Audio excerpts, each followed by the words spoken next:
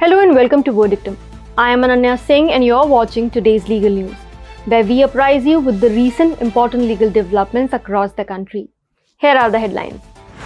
Justices Ujjal Bhuyan and SV Bhatti sworn in as Supreme Court judges. New acting CJs at 2 High Courts. Supreme Court to hear state's plea against Manipur High Court order allowing limited internet access on July 17th.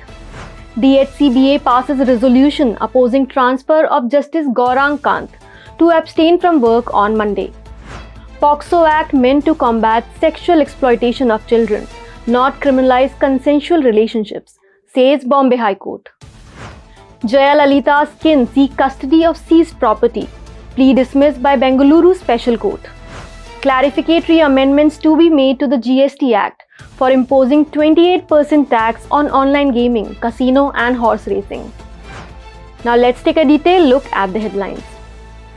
The Chief Justice of India D.Y. Chandrachud administered oath to 2 new Supreme Court judges today. Justice Ujjal Bhuyan, who was previously the Chief Justice of the Telangana High Court, and Justice SV Bhatti, previously the Chief Justice of the Kerala High Court, were elevated to the top court, following the approval of the Supreme Court Collegium on July 12th by the Centre. The 2 justices will have a term till August 2029 and May 2027 respectively. The central government also notified the appointment of Justice Alexander Thomas as the acting Chief Justice of the Kerala High Court and Justice P. Naveen Rao as acting Chief Justice of the Telangana High Court, after Justice Bhatti and Bhuyan's elevation to the Apex Court created a vacancy. However, Justice P. Naveen Rao was appointed the acting CJ on his retirement day, owing which he will be succeeded by Justice A.K. Shavili. The Supreme Court today agreed to hear on July 17th the plea of the Manipur state government challenging the order of the High Court directing the state to provide internet access on internet lease line and fiber to the home connections in a limited manner. The bench of CJI D.Y. Chandrachud and Justices P.S. Narasimha and Manoj Mishra heard the matter, listed for urgent hearing, and agreed to post the matter for consideration on Monday. The Manipur High Court had on July 3rd directed the state government to restore internet services to designated places and in a limited manner, while hearing a batch of PILs opposing the internet shutdown in the state since May 3rd. The internet ban was imposed in the state following the violence that took place between the 2 tribal groups, Kukis and Meiteis, over the High Court order directing consideration of inclusion of the latter in the ST list.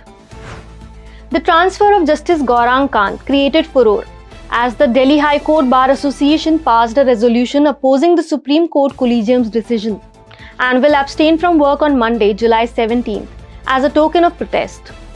The DHCBA expressed concern saying that the transfer will adversely affect dispensation of justice on account of reduction in the existing strength of judges, and that the transfer is a rarest of rare case.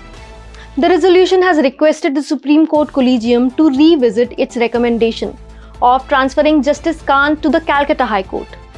The Collegium has on Wednesday rejected the recommendation of choice posting made by Justice Kanth, requesting a transfer to the High Court of a neighbouring state like Madhya Pradesh or Rajasthan. Justice Bharti Dangre of the Bombay High Court expressed concern over the rising criminal cases against adolescents in consensual relationships. She said that POCSO Act was meant to combat sexual exploitation of children and was never meant to criminalise consensual relationships among adolescents, stating that adolescence is a period during which individuals' thought perception as well as response gets coloured sexually. In the present case, the High Court observed that the man was 25 years old and the girl over the age of 17 years when the alleged offence of raping a minor girl was committed, and the accused was booked under the POCSO Act.